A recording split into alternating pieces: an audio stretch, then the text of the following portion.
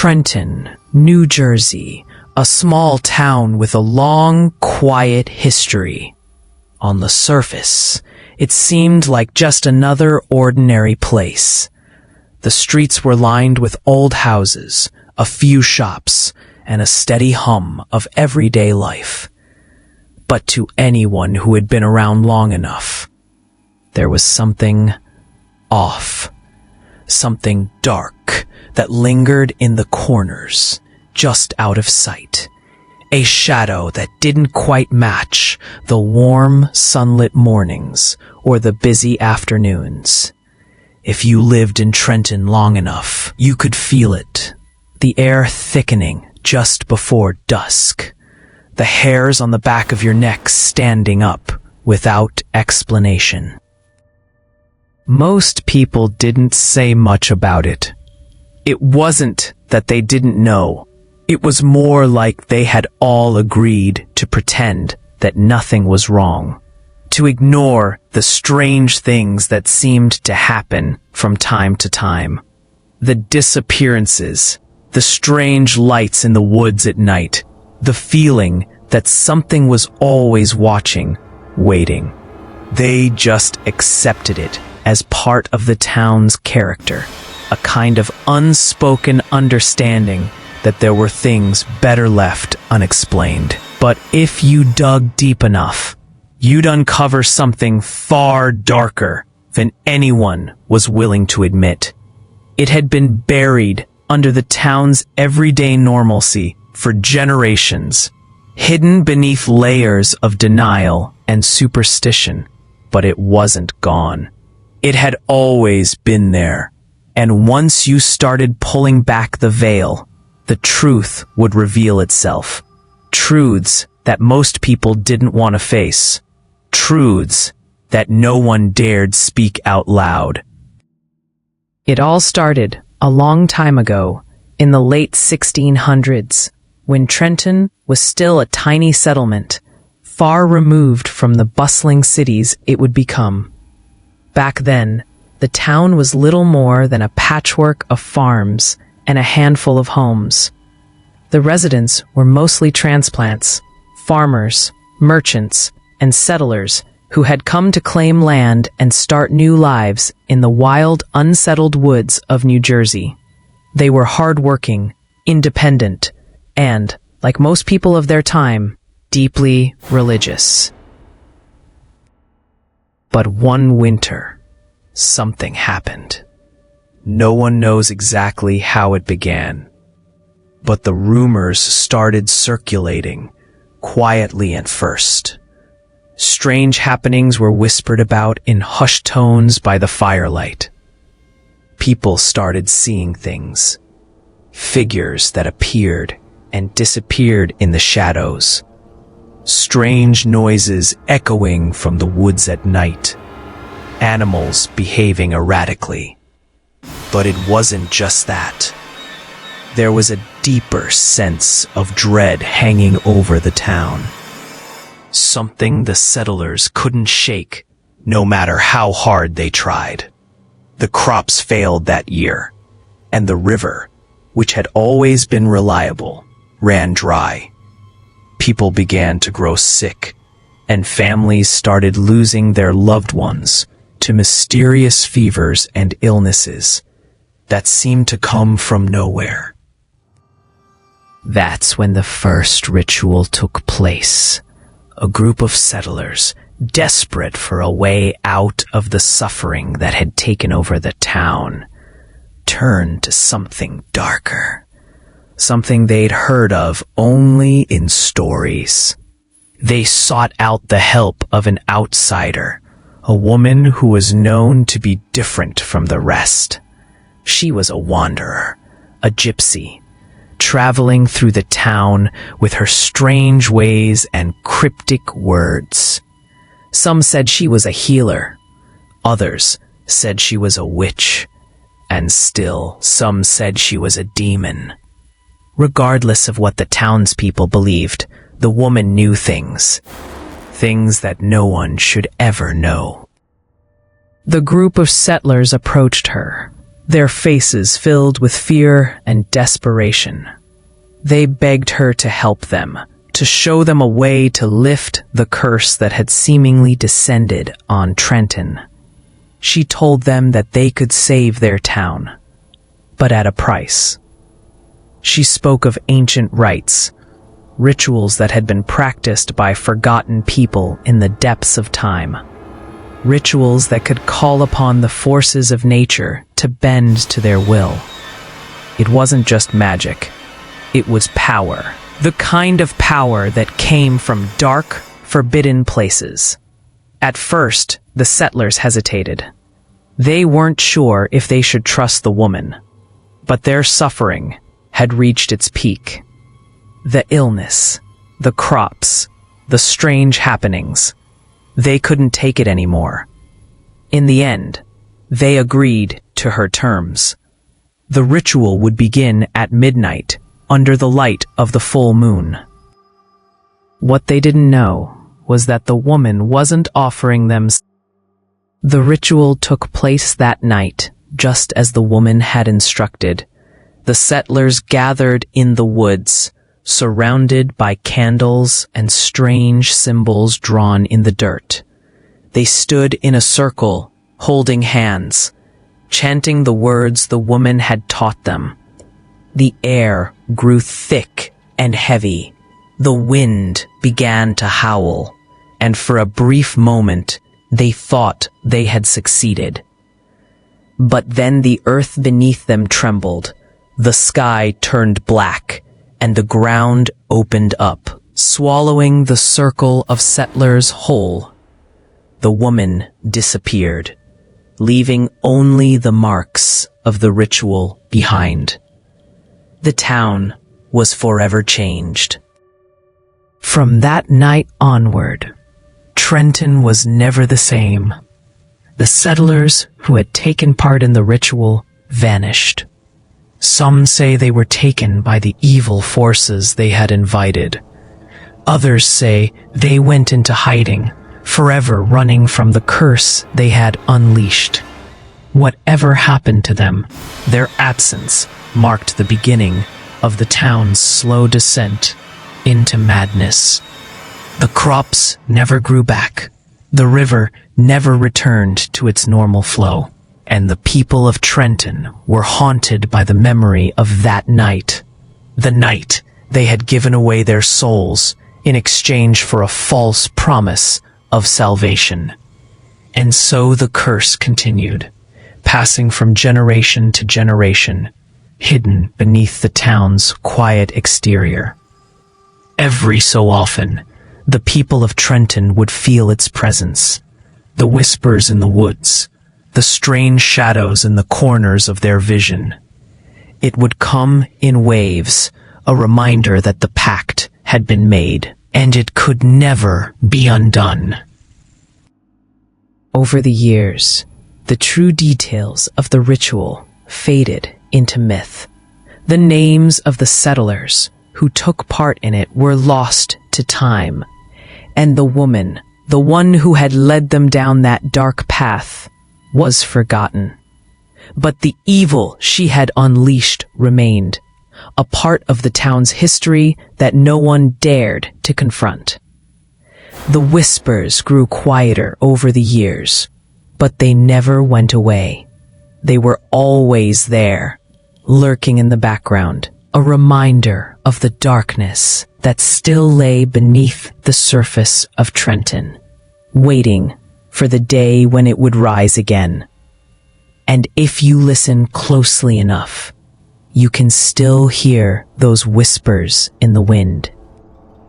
Every local in Trenton knows about the woods on the outskirts of town. They're not the kind of woods you'd go hiking in, or take a leisurely stroll through.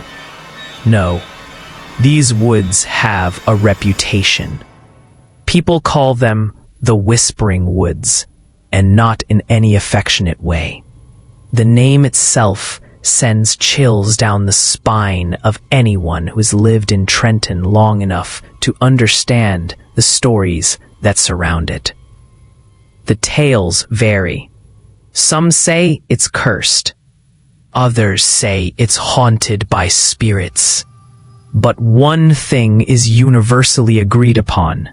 No one who ventures into those woods after dark ever comes back the same. If they come back at all. For generations, the people of Trenton have whispered about the disappearances. Children, travelers, even locals who knew the woods like the back of their hand. People have gone missing without a trace. It's always the same. 1 minute they're here, and the next, they're gone.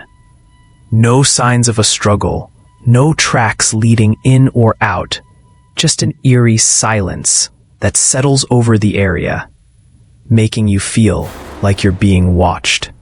And then, eventually, the whispers start. Quiet at first, barely audible, like someone is calling your name from far away. And when you turn to look, there's nothing but trees, their limbs twisting in ways that seem unnatural, as if they're reaching for you. Some people believe that the spirits of the past, the spirits of those who died in the ancient rituals that plagued Trenton, are the ones responsible. The idea is that their restless souls are trapped in the woods, cursed to roam forever, unable to find peace. They're said to be angry, vengeful spirits, seeking out those who wandered too close to their resting place. Some even say that these spirits are the ones who take the souls of the missing, claiming them as their own. The woods, according to the old stories, are a kind of prison for the dead, a place where the souls of the cursed are trapped, forever wandering, forever whispering. The whispers are the most disturbing part. Anyone who's ever dared to venture into the woods after sundown talks about hearing them. They say the voices come from the trees themselves, their roots twisting beneath the earth, speaking in low, echoing whispers that seem to come from everywhere at once. The voices don't sound like human voices, more like the wind carrying a language that can't be understood, an ancient tongue that has long since been forgotten. Some people claim to hear their names being called, while others say they hear the sounds of chanting, low, rhythmic, hypnotic murmurs that make your skin crawl. But the thing that scares people the most is the feeling of being followed. They'll turn around, convinced someone is behind them. But every time, there's nothing. Just the darkness and the rustling leaves. But the whispers keep growing louder, closer. People say the spirits are still performing the rituals, the same dark, ancient ceremonies that led to the curse in the first place. Those who've made it out alive have reported hearing the same chants, the same low mutterings of words spoken in a language no living person understands. They say that if you listen hard enough, you'll hear the whispers of the ritual taking place, as if the spirits are still binding themselves to the evil forces they had once summoned all those years ago. It's almost as if the woods themselves are alive, feeding off the energy of those who dare to enter, drawing them deeper into its grasp. The most terrifying part of it all, however, is that no one really knows what happens to the people who go missing. The woods have a way of swallowing them whole, leaving no trace behind. Sometimes a person will vanish for a few days and then reappear acting strange, like they've seen something they can't explain. They're not quite the same. Their eyes are wide, their voices shaky. They never speak of what happened in the woods, but the look in their eyes tells you everything you need to know. They're haunted, and after a while, they'll disappear again, as though the woods have claimed them once more. People say it's the spirits taking what they want, but there are others who believe that it's the woods itself, some dark, ancient force that lives in the trees, feeding off the fear of those who enter. There are a few brave souls who ventured into the woods, seeking answers. They've gone in during the daytime, hoping that they can explore the land without the fear of what lurks in the dark. But even they have come back with stories that make your blood run cold. Some speak of strange symbols etched into the trees, symbols that no one can decipher, their meanings lost to time. Others have mentioned seeing figures in the distance, shadows that move on their own, even when the wind isn't blowing. One man claimed to have heard the rustling of leaves behind him, only to turn around and find nothing but the empty woods. He swore he felt something breathing down his neck, but when he turned to run, he felt a hand, cold and clammy, brush against his arm. Still, no one dares to enter the woods after dark. The stories are too real, too frightening. No matter how curious you might be, there's something in those woods that keeps you from taking that step. The locals know it, and they'll warn you if you ask. Stay out of the woods when the sun goes down, they'll say. There's things out there that don't belong to this world. They don't say much more than that, but the warning is clear. People know the price of curiosity, and that price is something no one wants to pay. There's one legend in particular that has stayed with the town for centuries. The story of a young couple who decided to take a walk in the woods one fateful night. It was a calm evening, the sky dotted with stars, and the couple was in love, as young lovers tend to be. But as they walked deeper into the woods, they began to hear the whispers. At first, they thought it was just the wind, but the whispers grew louder, and soon they realized it wasn't the wind at all. The trees seemed to close in around them, their branches twisting and creaking like they were alive. Panic set in, and the couple ran. They ran as fast as they could, but the whispers followed them, getting closer, echoing in their ears. Just when they thought they couldn't run any farther, they looked back and saw figures moving in the shadows. They were no longer alone. The next morning, only one of them returned to the town. The young man, pale and shaken, couldn't speak about what had happened. He had left her behind, or so he claimed. She was gone. The authorities searched the woods, but they found nothing. No signs of a struggle, no traces of her presence. Just the endless whispering of the trees. He never spoke of that night again, but everyone knew he had seen something. Something that had changed him forever. Now, every so often, you'll hear the whispers, especially when the sun dips low and the shadows grow long. It's as if the woods are waiting, always waiting, for the next soul foolish enough to step inside. And once you do, There's no turning back. No one knows what waits for you in the dark. But one thing is for certain. If you listen hard enough, you'll hear the voices of those who went before you, and you'll realize that the woods never let go. Not truly. Not ever. There's a forgotten church in the middle of Trenton, standing quietly amidst the thick overgrowth of ivy, its windows shattered and broken, the frame creaking with every gust of wind. It looks almost like it's not even part of the town anymore, as though it's been forgotten by time itself. The townspeople try not to think about it too much. It's a place people avoid, even though it's right in the heart of Trenton.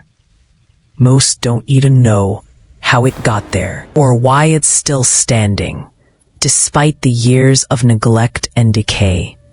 But there it is, standing tall and silent in the midst of all the modern buildings, a relic of something darker that the town has tried to bury. Years ago, the town tried to tear the church down.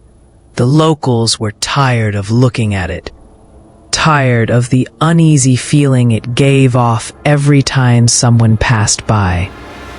They couldn't even remember when it had been built or who had used it. There were no records, no history to speak of. It was just there, sitting in the middle of town, like a reminder of something that should have been forgotten. But when they brought in a crew of workers to demolish the structure, something strange happened. No one knows exactly what occurred that day, but the workers didn't last long. At first, they were just doing their job, breaking apart the walls, ripping away the old wood, and pulling the crumbling stones from the ground. But then the sounds started. Faint at first, like whispers on the wind. At first, they thought it was just the sound of the old building settling.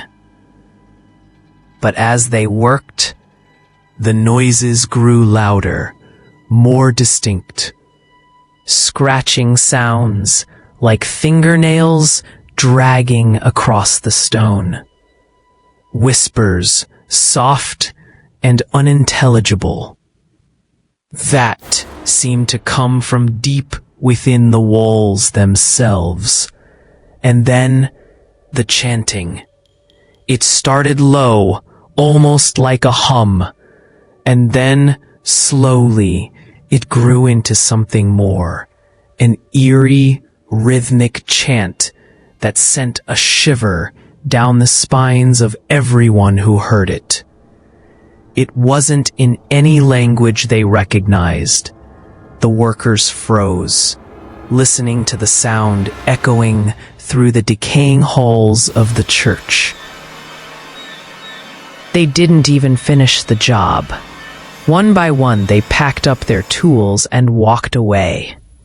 Some say they left so quickly they didn't even take their pay.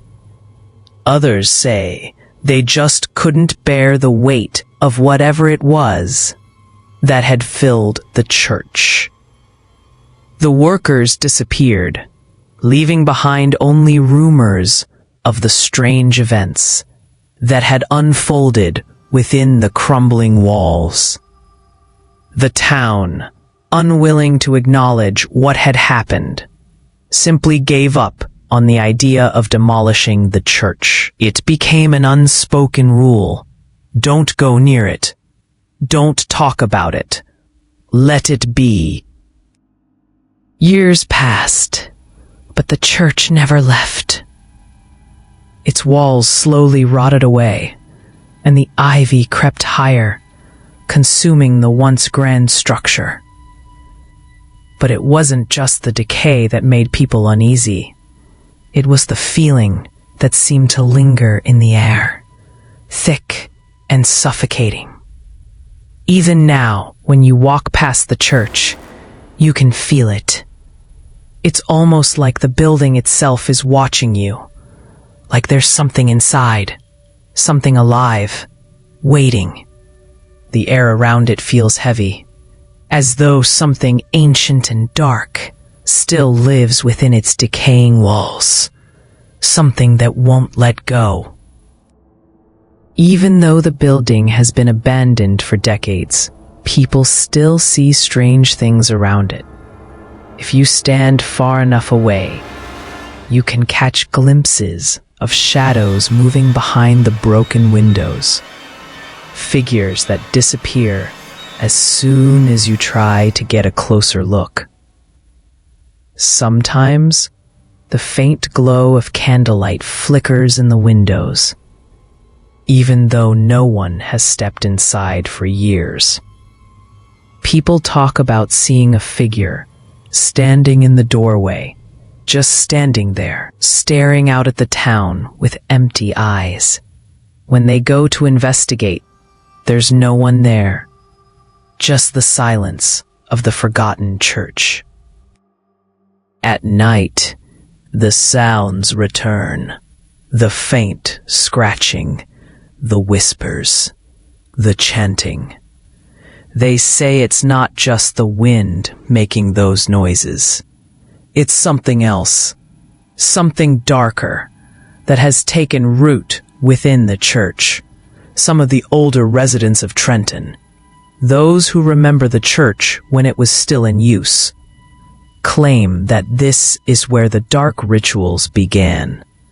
The rituals that had cursed the town, the ones that had bound the people to something evil. They say that this is where the sacrifices were made, where innocent lives were offered to the ancient evils that still haunt Trenton to this day.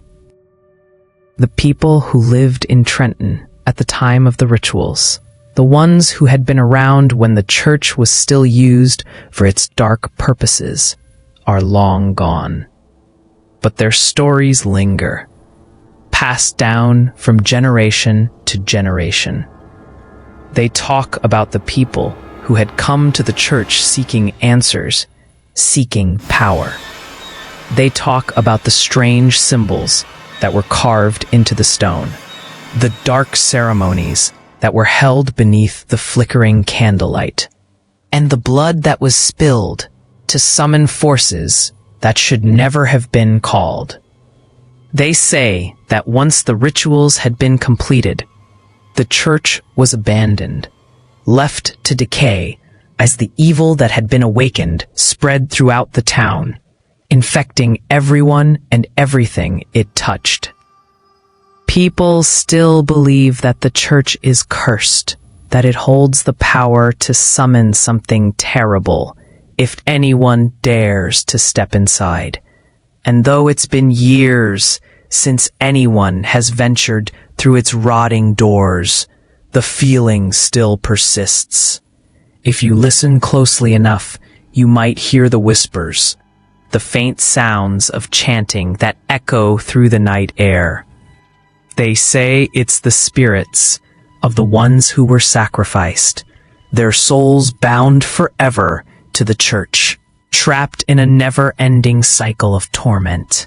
But the most terrifying part is that no one really knows what happens to the souls that are bound to the church. No one knows what awaits anyone brave or foolish enough to enter. And still, there's something that draws people to it. The allure of the unknown, the pull of something dark and forbidden.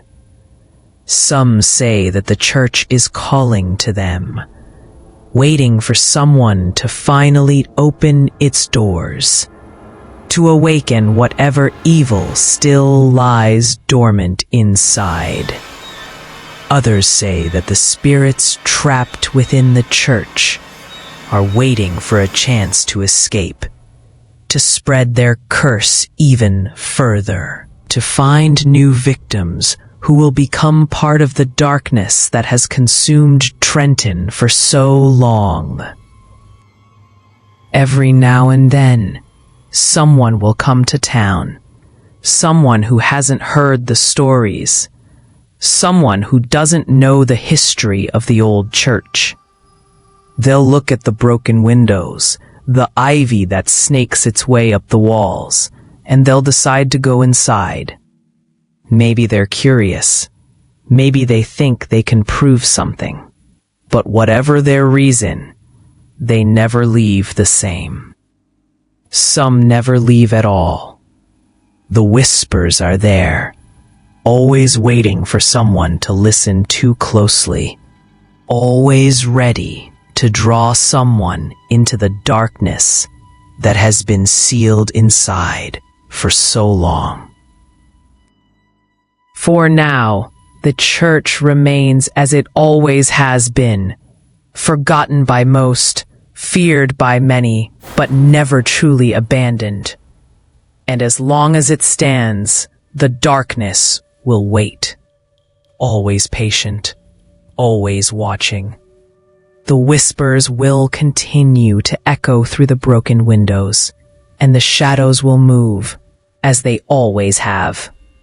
The old church will remain, a silent witness to the evil that still lurks in the heart of Trenton, a reminder of the rituals that should never have been performed, and the price that has yet to be fully paid. If you visit Trenton, you'll notice something strange.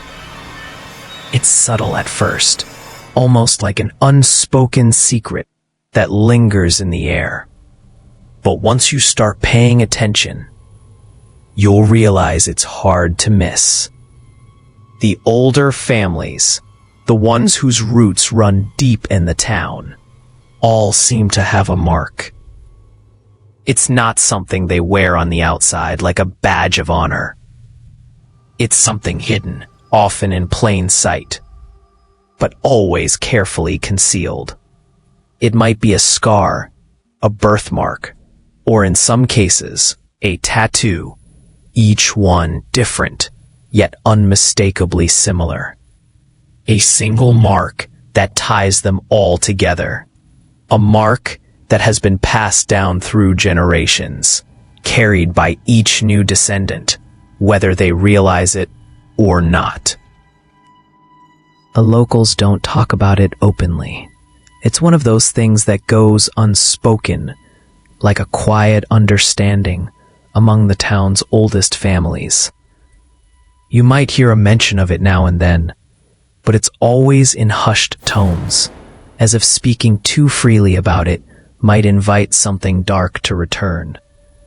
The younger generation doesn't understand it. Most of them have no idea why their parents and grandparents have the mark, or what it truly means. But the older folks, the ones who've lived in Trenton long enough, know exactly what it is.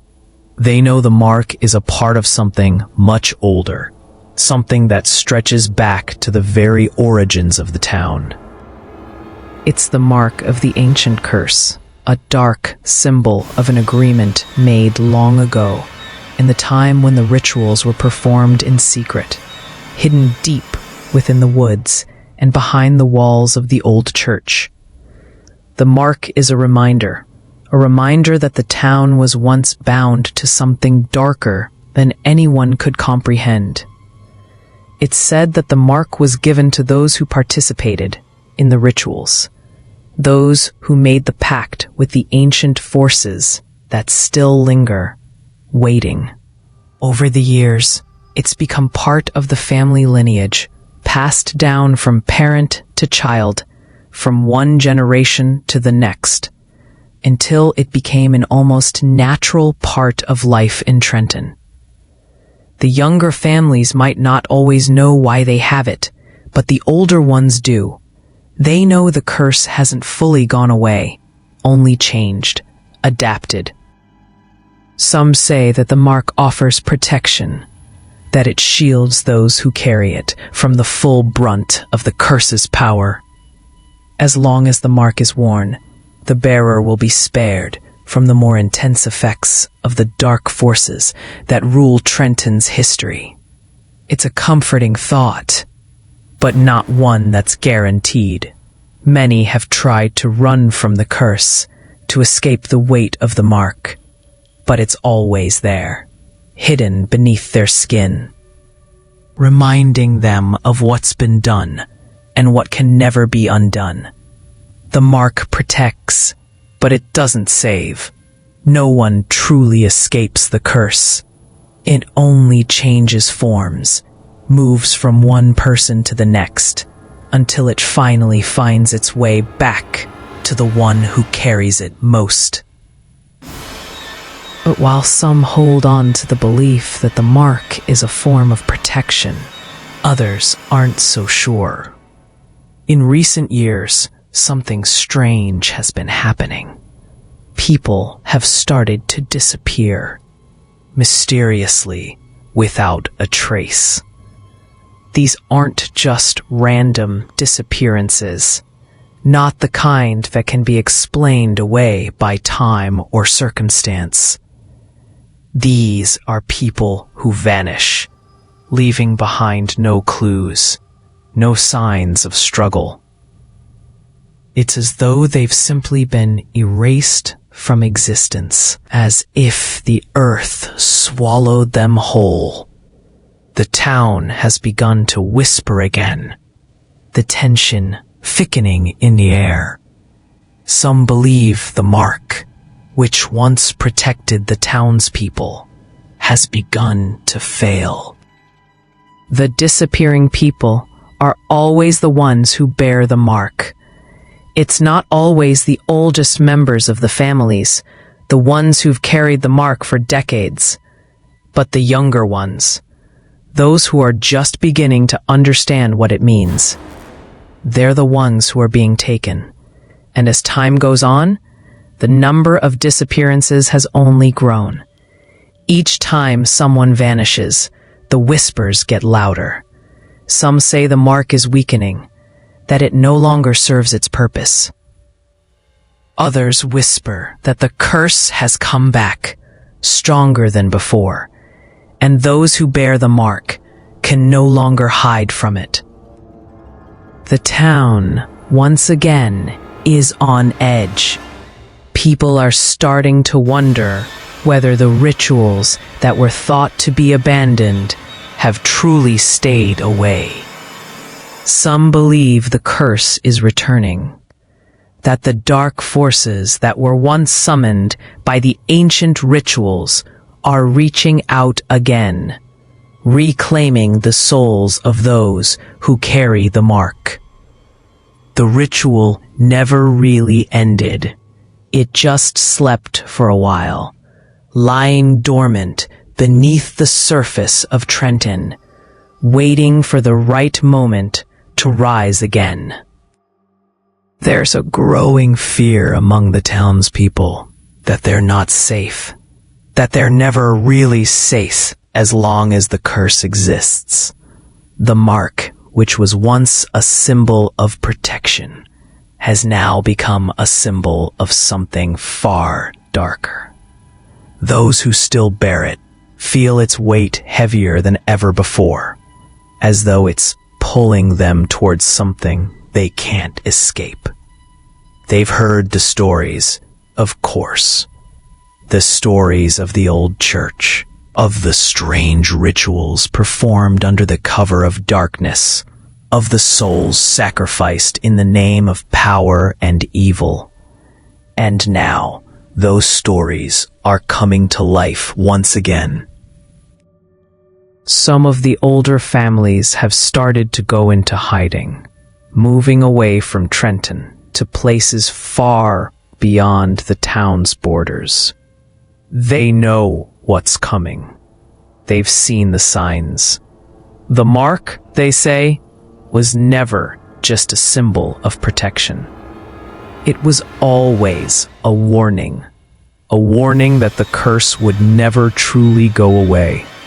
And now it's back, hunting down those who carry the mark, claiming them one by one, just as it always has. The younger generation is scared, confused, unsure of what's happening. They don't understand why their parents are becoming more and more distant, why the town is filled with such an oppressive, heavy feeling. They don't know why they suddenly feel like they're being watched, why the hairs on the back of their necks stand up whenever they pass the woods or the old church. They can't understand why they feel like they're being drawn towards something they don't want to face. But the truth is, they're being pulled into something far older than they could ever imagine. The curse is coming for them, and the mark they bear is both a curse and a sentence. In the quiet corners of Trenton, the whispers have returned once more. People talk in hushed voices about the disappearances, about the return of the dark rituals, about the curse that is starting to tighten its grip on the town once again.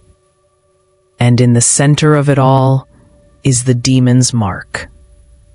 A mark that has haunted Trenton for centuries. It's not just a symbol.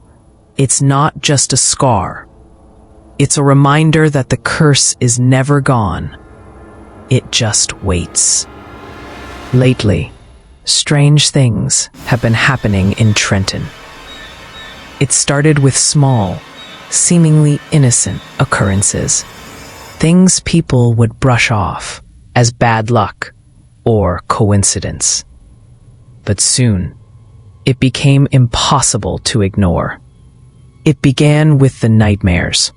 At first, they were isolated incidents. People woke up in the middle of the night, gasping for breath, drenched in sweat, their hearts pounding in their chests. They dreamt of something horrific, something so real. It lingered even after they woke up. In these dreams, the old rituals were being performed again. The same rituals that had once cursed the town. The same rituals that had been thought to be long buried in the past. In the nightmares, people saw themselves standing in the middle of a dark, abandoned church. The air thick with the smell of incense and decay. The walls were lined with symbols that seemed to shift and writhe, as though they were alive, watching. The people in the dreams were chanting in an unfamiliar language, their voices low and hypnotic, pulling everyone deeper into the darkness. And then came the sacrifice. In each dream, someone was chosen, bound, and offered up to whatever ancient force had been awakened by the rituals. But no matter how hard they tried, no matter how much they screamed, no one could stop it. The rituals played out in front of them, as though they were nothing more than spectators to the madness. Some woke up just as the ritual reached its peak. Others didn't wake up at all, trapped in the nightmare as if it had become their reality. At first, people tried to ignore it. They dismissed the dreams as nothing more than bad luck, as stress or illness manifesting in their sleep. But as more and more people started to experience the same thing, it became clear that something darker was at play. It wasn't just a coincidence anymore. The dreams were too vivid, too real, and they were happening to people who had no connection to each other. People who lived in different parts of Trenton. People who had never even met. It was as though the rituals, the evil that had been unleashed so many years ago, were reaching out again, calling to those whose bloodline carried the mark of the curse. But the nightmares were only the beginning. Soon after, the bad luck started. At first, it was small things. Unexplained car accidents, broken limbs, fires that started for no reason. People laughed it off, thinking it was just a string of unfortunate events. But as the incidents began to pile up, it became harder to ignore. The accidents were becoming more frequent, and they were getting more dangerous. There were people who had been injured in what seemed like freak accidents. People who had no reason to be in harm's way. No reason to be at the wrong place at the wrong time. A fire broke out in a local restaurant, one that had been around for decades and had never had any issues before. It started in the middle of the night with no explanation and left the entire building destroyed. Then came the car accidents. A woman had been driving down the main street when her car suddenly swerved off the road, crashing into a tree. It wasn't the weather. It wasn't a mechanical failure. It was like something had made her lose control. The police couldn't explain it, but people who lived nearby knew better. And then came the disappearances. They were the most unsettling. People had gone missing without a trace, just like the ones who had disappeared all those years ago. But this time, it wasn't just the old stories. These were fresh disappearances. People who had simply vanished from their homes, from their jobs, from the streets of Trenton. No one had seen anything. No one had heard anything. They were just gone. And just like before, there was no explanation. No ransom notes, no signs of struggle. Just empty houses and vacant offices. It was like the town was slowly being drained of its people, one by one. Like they were being pulled away into the darkness that had been waiting all this time. As these events unfolded, a few brave souls decided to investigate. They were the ones who had heard the whispers, the ones who had remembered the old stories.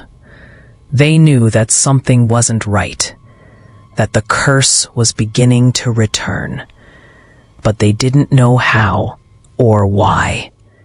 These were people who had heard the rumors of the rituals, the ones who had been warned about the church and the dark forces that had been unleashed so many years ago. They weren't going to just sit back and wait for something worse to happen.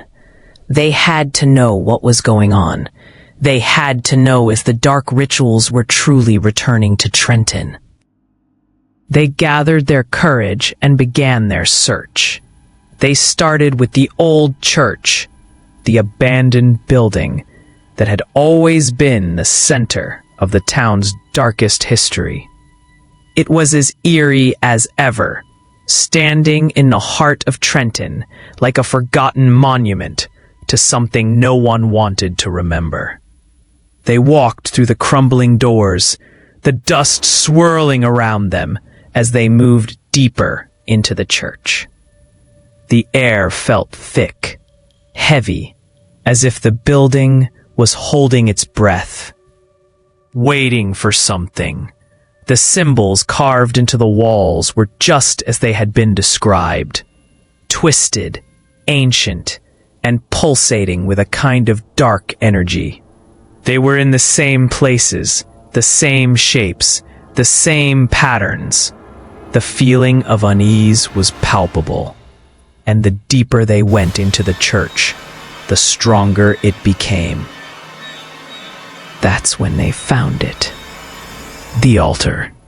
It was covered in dust, but there were traces of something dark still lingering on its surface, something that couldn't be explained away.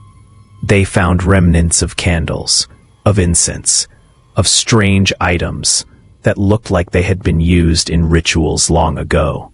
The floor was covered with dried bloodstains, old but still unmistakable. It was clear that this was where the dark rituals had taken place, where the sacrifices had been made. And as they stared at the altar, something shifted. A cold wind rushed through the church, and the whispering began. It wasn't just in the air anymore. It was everywhere. It was as though the very walls were speaking to them, calling to them in a language they couldn't understand. The investigators tried to leave, but they couldn't. The doors were locked, and the windows were sealed tight. They were trapped inside, as if the church itself was holding them captive. The whispers grew louder, the chanting growing more intense. It was like the ritual was happening all over again, as if the evil had never left, had just been waiting, biding its time. They tried to break the windows, to escape, but it was no use. The shadows seemed to grow darker, the air thicker, until they were suffocating, unable to breathe. That was when they realized the truth. The rituals had never fully stopped. They hadn't been abandoned or forgotten. They had been hidden, lying in wait, waiting for the right moment to return. And now, that moment had come. The dark forces that had been summoned all those years ago had been growing stronger, until they were ready to come back, to finish what had been started. Trenton was once again at the mercy of the rituals, and no one was safe. Not the ones with the mark, not the ones without. The curse had returned, and it would take everything it was owed. The people of Trenton are desperate, and it shows in the haunted look in their eyes. They move about the town with a sense of urgency, glancing nervously over their shoulders, as though expecting something to leap out from the shadows at any moment. The weight of the curse that has plagued the town for centuries is heavier than ever, pressing down on everyone who calls Trenton home. As strange occurrences continue to escalate, mysterious disappearances, accidents, and, most terrifying of all, the reemergence of the rituals, there's a growing sense of panic. People talk in hushed tones about how to break the curse, but no one really knows how. They know that something has to be done, but what that something is remains a mystery. A few brave souls have begun to search for a way to reverse the rituals. They've started to look into old books, ancient texts, and forgotten rituals that might hold the key to breaking the curse once and for all. They've begun to dig through the ashes of the past, trying to find any clue, any scrap of information that might lead them to the answer. But it's not easy. The town is full of dark history, full of buried secrets that don't want to be uncovered. And every time someone thinks they found a clue, it leads to more confusion, more questions. It's as if the curse itself is blocking their path, keeping them from finding the truth. There are whispers that the ancient evils that were once summoned are still lurking in the shadows, growing stronger each day. It's as if the dark forces are watching, waiting for the right moment to strike. The fear is palpable, and for good reason. Some believe that the only way to break the curse is to confront the demons that were summoned so long ago. to face the evil that was unleashed when the rituals were performed in the past. But this is not something most people are willing to do. The demons, as the old stories tell, are not the kind of entities that can be easily defeated. They are ancient, powerful, and merciless. To confront them would mean risking everything, the very souls of those who attempt to stop them. Yet there are a few who still believe that it's worth the risk, that the only way to save Trenton is to face the evil head-on, no matter the cost. They are the ones who are willing to venture into the old church, into the woods, into the very heart of the curse, and confront the darkness that has taken root in the town. But they know it won't be easy. The rituals that have cursed Trenton are not something that can be undone with a simple spell or incantation. The darkness that was summoned all those years ago is deeply woven into the fabric of the town's existence, a part of the land itself. But as the days pass, and the darkness grows ever stronger, more people are beginning to see that there may be no other choice. They know that if nothing is done, the curse will swallow Trenton whole, and there will be no escaping it. The disappearances are becoming more frequent. The whispers are growing lighter. The shadows are closing in, and no one is safe. Even those who have carried the mark, the so-called protectors of the town, are beginning to feel the pull of the curse. The demons that were summoned in the past are coming for them, one by one, and there is no place to hide. In the face of this overwhelming darkness, a few brave souls have stepped forward. They have come to the realization that the time for hiding is over. The time for waiting is over. The curse is not something that will go away on its own. It is not something that can be ignored. And if they don't act soon, it will consume everything.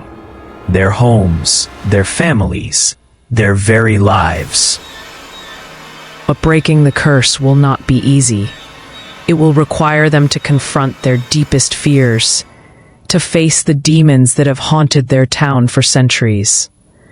It will require them to sacrifice everything they hold dear, to fight against the forces of darkness that have controlled Trenton for so long.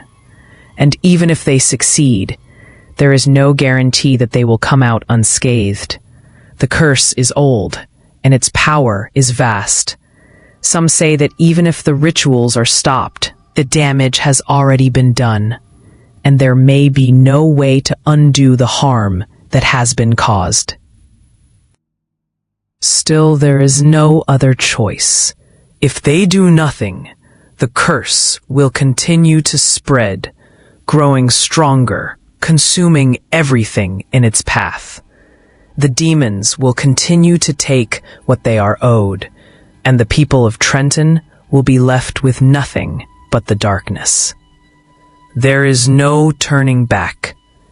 The final reckoning has come, and those who remain in Trenton must decide whether they are willing to fight for their town, or whether they will let the curse consume them all. In the final days, the people of Trenton are standing on the edge of oblivion. The shadows are closing in, and the time for action is running out. Those who have been brave enough to search for answers are now on the brink of discovering the truth that has been hidden for so long. But that truth is darker than anyone could have imagined. The curse was never fully broken. It was just waiting for the right moment to return. And now, that moment has come. The people of Trenton must now face the evil that has haunted them for so long. They must confront the demons that were summoned in the past and find a way to stop the curse before it consumes them all. The final reckoning is at hand, and only those who are willing to face the darkness will have a chance to survive.